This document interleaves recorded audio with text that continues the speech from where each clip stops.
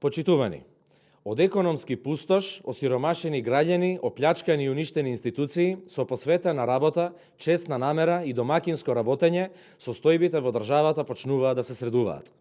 Интензивната работа и економските владени политики, проектирани и имплементирани изминатите 2 години, ги даваат своите резултати. Економијата се стабилизираше и веќе почна да се развива. Долговите да се намалуваат.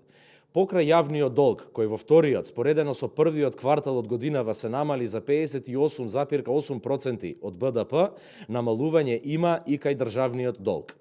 На месечно ниво имаме намалување и на државниот долг од 0,2% од БДП.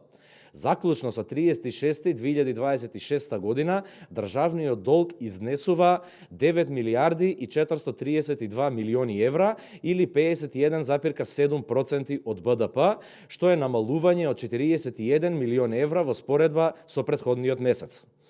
Ова ниво на државен долг е еден од најниските досега во подолг временски период и покажува дека во државата има власт која не ги трупа обврските, туку редовно и навремено ги сервисира. Ваквите економски параметри не се случајни. Тие се резултат на економската раздвиженост во државата, домакинско работење и политики насочени кон подобар живот на граѓаните. Од преземањето на одговорноста ВМРО-ДПМН да ги предводи македонската влада, се санираше економскиот пустош со вложување, инвестирање и реализација на капитални проекти.